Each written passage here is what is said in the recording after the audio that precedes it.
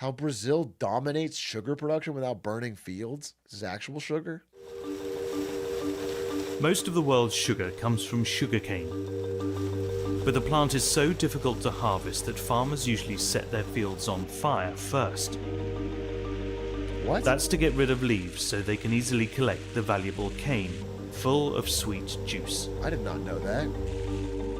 In Florida, the biggest producer in the US, the smoke clouds can be seen from miles away. We estimated that between 1 and 6 deaths likely happen across South Florida as a result of sugarcane fires. What? That's It used to be the same story down in Brazil, the largest sugar producer in the world. But a few decades ago, farmers figured out how to harvest without burns. I think Florida sucks. I'll say. I'm sorry if you live there. I've lived there. I lived there for 3 years. I just feel like Florida's an L, dude. I never hear like good stuff out of Florida. And I didn't even like the weather when I was there. It's like nice some days, but it's so humid. So why does the US keep setting its fields ablaze? And what will it take to shift this multi-billion-dollar industry?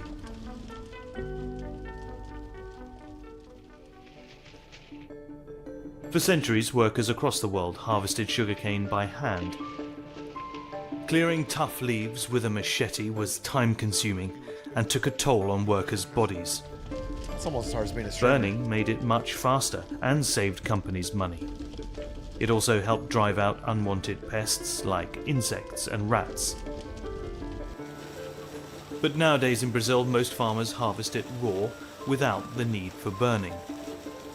Okay. The method is known as green harvesting.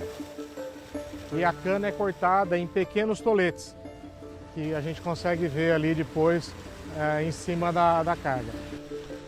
José Leandro manages nearly 80,000 acres of sugarcane in Sao Paulo. Hoje uma colhedora colhe aí por volta de 1.000 toneladas. 1,000 tons a day? Colhe aí por mais de 100 homens. This circular saw first cuts off the top of the cane. I mean, this is like good automation. This is great. Who the fuck wants to do that shitty job? And you don't have to fucking burn it? This is like a huge A job. fan separates leaves from the stalk and then blows the unwanted plant material onto the ground. Essa é uma cana.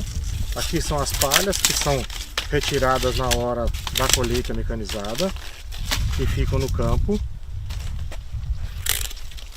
juntamente com essa parte também que fica para virar matéria orgânica e adubar os canaviais.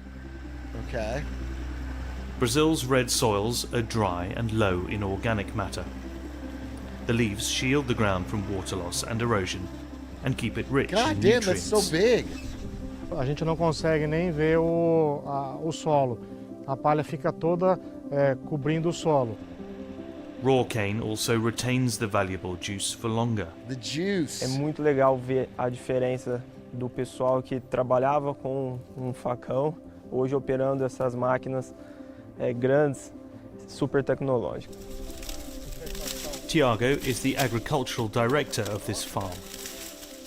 He's proud of the changes they've made, but he and Jose recognize there are downsides.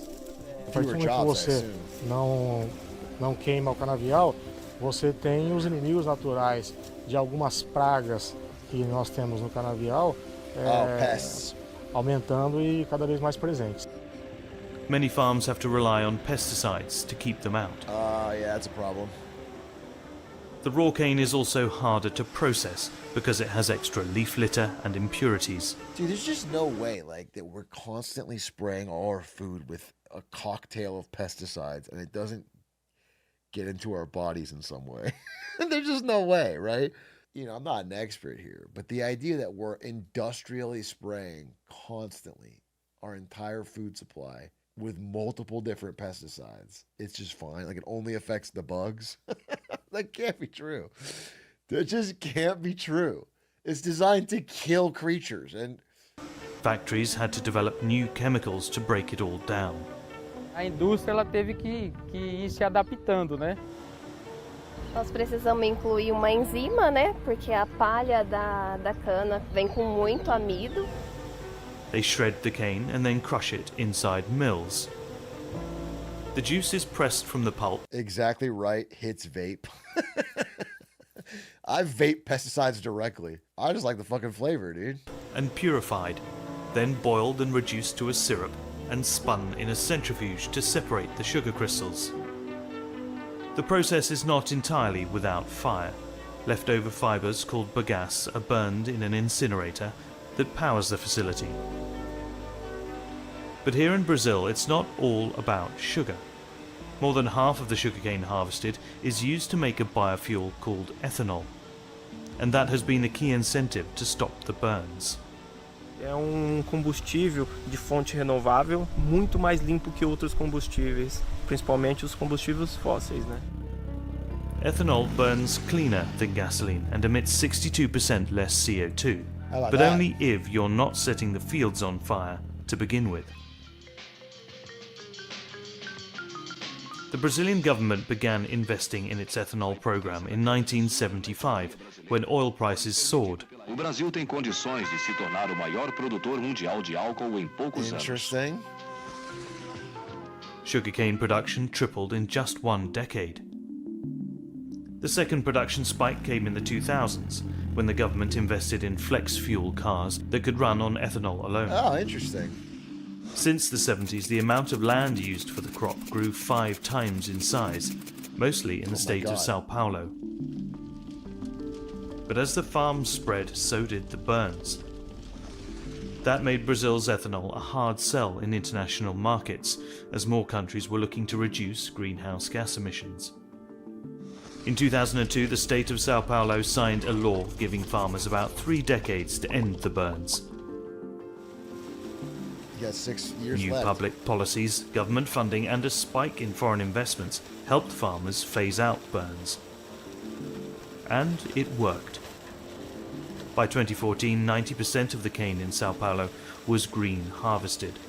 2014? Today, Brazil is the second largest producer of ethanol in the world, making more than 8 billion gallons in 2023, behind only the United States. Okay. Toda mudança de cultura, né, não é fácil. Ela foi diminuindo gradativamente. Dude, Brazil's coming for every blue-collar American export. They're like the second largest producer of beef too, I think. Corn, soybeans. Brazil's taking our corn jobs, yeah. Então isso ajudou, né?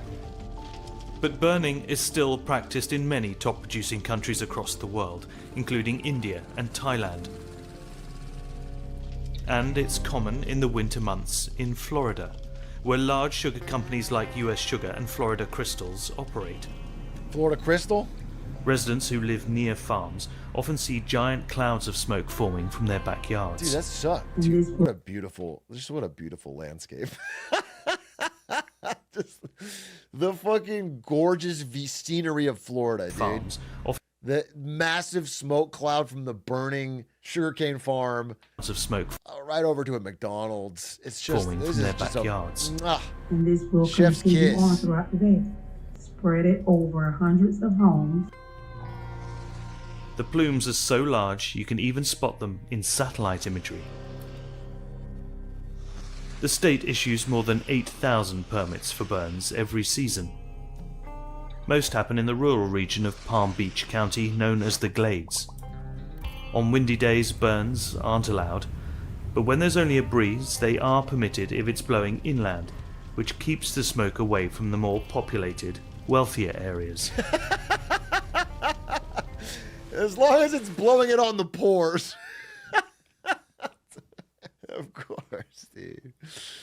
You can blow the smoke on the pores, but...